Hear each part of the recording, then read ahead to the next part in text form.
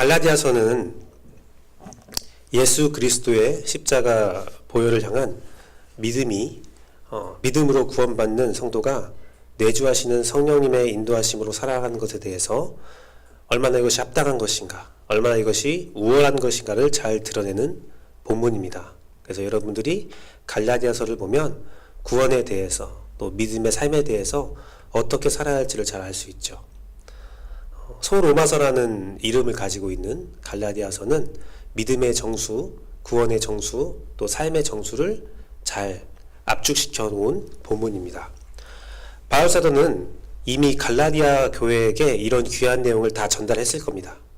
함께 공유하고 신앙생활을 했음에도 불구하고 이런 바른, 좋은 신앙생활을 벗어나서 인본주의와 율법으로 변질되어가는 갈라디아 교회의 모습을 보면서 매우 안타까워했음을 우리가 알 수 있습니다. 바울은 그러한 상황이 전혀 이해가 되지 않았어요. 하지만 당시 그들이 인본주의와 율법으로 변질되는 이유가 있었습니다. 그 이유는 성령님의 법으로 살아가는 것이 쉬운 삶은 아니었기 때문입니다. 잠깐 17절 말씀을 유진 피터슨의 메시지로 제가 읽어드리기 원하는데요. 여러분 나오는 자료에도 그 내용이 있습니다. 제가 읽어드릴게요.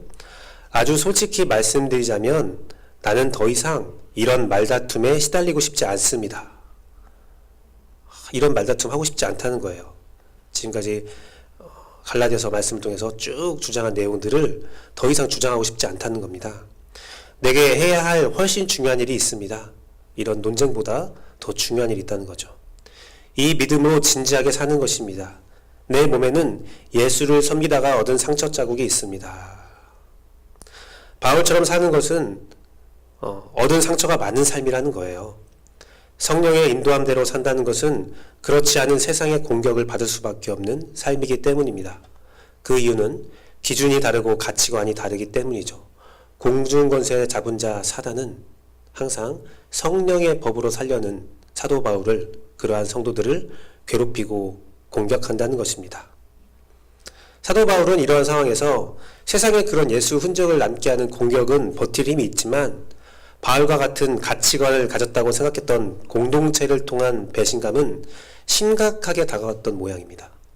그래서 서신서 갈라디아서를 통해서 그의 진심을 담아서 말씀을 하고 있는 거죠. 그리고 11절 말씀처럼 큰 글씨를 써서 강조했다라고 말하고 있습니다. 이것은 제가 1인 시위 사진을 이렇게 갖고 오려다가 너무 정치적인 것들이 많아서 러브 액츄얼리의 어떤 내용을 갖고 왔는데요.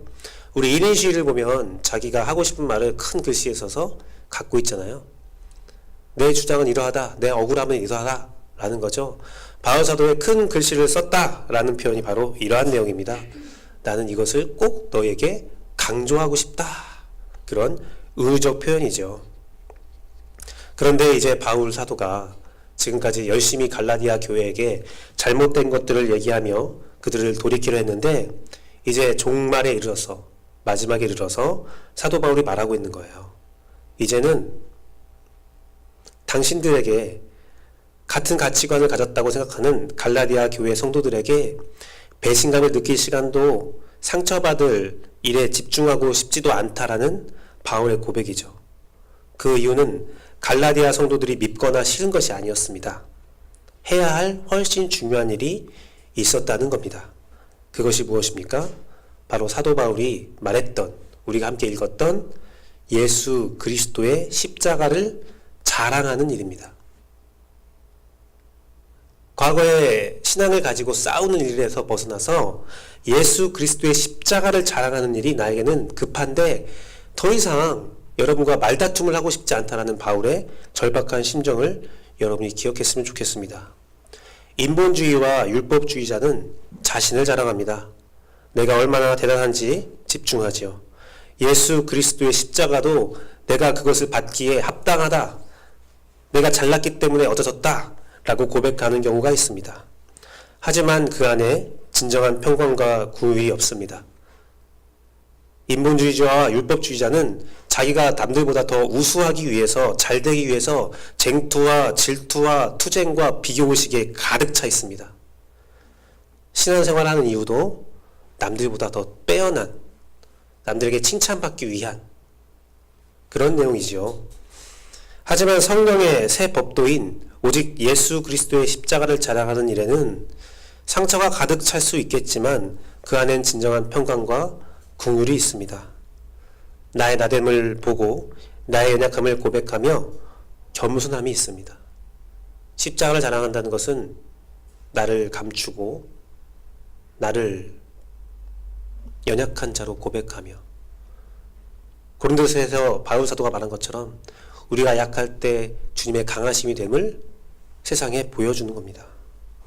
성령으로 사는 것, 성령 안에서 다른 것들에 관심 가지지 않고 다른 것들로 시달리지 않는 것, 더 중요한 일을 위하여 다른 가치들을 내려놓고 믿음으로 진지하게 살아가는 것, 그 안에 예수 그리스도의 증거가 되는 삶, 그것이 진정한 은혜이며 그것이 믿음이라는 겁니다. 예수님의 흔적을 지니고 오직 십자가만 자랑하며 사는 것, 그것이 우리의 믿음이고 우리가 반드시 해야 할 가장 중요한 일이라는 것이죠. 사랑하는 성도 여러분, 사랑하는 학생 여러분, 존경하고 사랑하는 교사 여러분, 이 삶이 진정한 은혜라는 것은 잘 알고 있지만 쉽지 않은 삶이라는 것도 잘 알고 있습니다. 저도 학창시절을 돌아보면 십자가를 자랑하는 삶을 살지 못했어요. 때로는 식사기도를 하는 것조차도 부끄러워서 아주 급하게 지나가는 경우도 있었고요. 저는 설교 시간에 전도사님을 통하여, 목사님을 통하여 너희가 학업 중에 또 시험을 보기 전에 기도를 했으면 좋겠다, 그런 말 했는데 저는 그것을 지킨 적이 한 번도 없었던 것 같아요. 우리 삶도 마찬가지죠. 성도의 삶도 마찬가지입니다. 우리가 아침에 일어나서 기도로 시작하자. 우리의 직장에서 항상 기도와 말씀으로 시작하자. 우리가 교회 생활을 성령의 인도함을 받아 시작하자, 행하자 라고 할 때 그 일들을 잘 하지 못합니다. 정말 이상하게도 교회 안에서도 성령으로 산다는 것을 말할 때, 기도로 살아야 된다는 것을 말할 때 상처받고 공격받는 경우도 있더라고요. 하지만 사도 바울이 이렇게 여러분께 권면하고 있습니다. 우리가 선을 행하되 낙심하지 말지니 포기하지 아니하면 때가 이름에 거두리라. 십자가의 삶을 자랑하는 것은 쉽지 않은 삶이지만 여러분들이 그 선을 행하되 낙심하지 않고 포기하지 아니하면 반드시 성령의 열매가 여러분 가운데 맺어질 것을 저는 확신합니다. 말씀을 맺도록 하겠습니다. 여러분이 학교와 가정, 교회에서 성령 안으로, 성령의 힘으로, 성령 안에서 산다는 것은 절대로 쉬운 일이 아닙니다. 방법도 잘 모르겠고 그렇게 산다고 해서 좋은 일이 일어난다는 것도 아니지요. 오늘 말씀을 보니까 오히려 세상의 공격과 그에 따른 상처가 있다는 말씀이 우리들에게, 또 여러분들에게 어떤 위안을 줄 수가 있겠습니까? 다만 저는 이 강단에서 여러분들이 그 은혜를 깨달아 알기만을 바랄 뿐입니다. 그리고 그것을 배우는 것을 즐거워하기를 원할 뿐입니다. 예배 시간을 통해서 또 우리가 함께 약속했던 매일 이루어지는 큐티 말씀을 통해서 하나씩 배워나가기를 원하고 하나씩 실천해 나가기를 원할 뿐입니다. 여러분, 큰 것은 필요 없습니다. 큰 것은 나중에 여러분들이 열매로 맺었을 때 할 수 있습니다. 지금은 작은 것부터 하십시오. 여러분의 할 수 있는 그 일부터 하나씩 하기를 소망합니다. 예수 그리스도의 은혜가 무엇이겠습니까?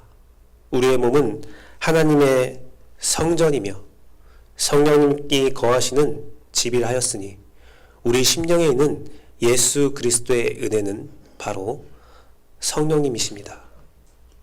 바울이 마지막으로 여러분에게 또 저에게 확신을 주고 있는 것이죠.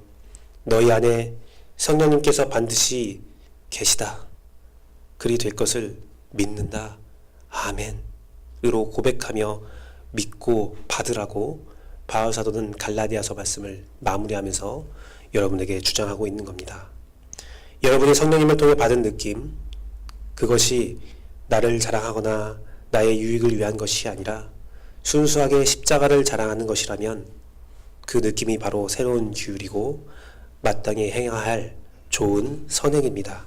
그 길이 외롭게 느껴지고 잘하지 못할 때에 그때를 위하여 이 강단에는 제가 준비되어 있으니까요. 여러분들 힘들고 어려울 때 제가 여러분을 도울 수 있게 기회를 주십시오.